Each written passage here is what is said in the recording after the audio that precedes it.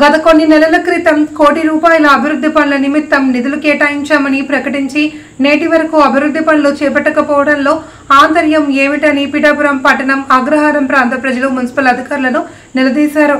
అగ్రహారం ప్రాంత వాసులు పిఠాపురం మున్సిపల్ కార్యాలయం ఎదుట నిరసన చేపట్టారు. తమ ప్రాంతంలో అభివృద్ధి పనులు వెంటనే చేపట్టాలని మున్సిపల్ కమిషనర్ నామా కనకారావుకు వినతిపత్రం అందజేశారు. అనంతరం డాక్టర్ బిఆర్ అంబేద్కర్ విగ్రహానికి వినతిపత్రం అందజేశారు. ఈ సందర్భంగా కుమార్ మీడియాతో మాట్లాడారు. ఈ కార్యక్రమంలో వజ్రపు వీరేష్, బతిన రాజశేఖర్, వజ్రపు బాబీ, చింత అప్పారావు తదితరులు పాల్గొన్నారు. కమిషనర్ కోటి రూపాయలు శాంక్షన్ అయింది పేటకి 1:30 వాటికి. ఈ రోజు 3 నెలలు సరే ఈ రోజు వరకు కూడా టెండర్లు ఎందుకు పిల్లలేదో మాకు అర్థం కాలేదు. ఆ విషయమే అడగడానికి వచ్చాం. కమిషనర్ గారు 15వ తారీఖున అలా టెండర్ పిలుస్తున్నారు.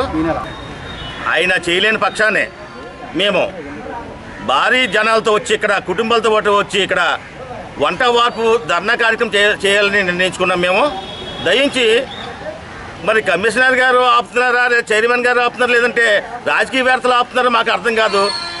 అందరూ కూడా దయించి ఒకసారి చెప్తున్నాం, దళితపేటల అభివృద్ధిని మాత్రం ఆపొద్దని మరొకసారి మీకు విన్నపం చేసుకుంటున్నాం. మరి కమలే గురించి కూడా అడగడానికి కానీ ఈ రోజున మేము వచ్చాం. పూర్వం 30-40 సంవత్సరాల క్రితం అక్కడ కమలే ఏర్పాటు చేయడం జరిగింది. అప్పుడు అక్కడ ఊరు చివరి ఉండేది, అంతా కూడా ఊరు స్టార్టింగ్ ఉండేది, ఊరు చివరి ఉండేది. ఈ రోజుని ఊరు మధ్యలో కమలే రావడం మొదలైంది. దాన్ని మళ్ళీ ఓపెన్ చేస్తున్నారన్నారు. దాని గురించి అడగడానికి వచ్చాం. అది మాత్రం ఓపెన్ చేస్తే మేము మాత్రం పేట తరపు అగ్రహారం తరపు మాత్రం ఊరుకునే ప్రసక్తి లేదు.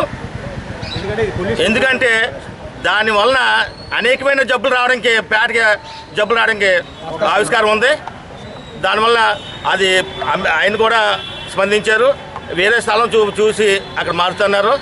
కాబట్టి కాలుష్యం లేకుండా పేట అభివృద్ధి గురించి చేయవలసింది.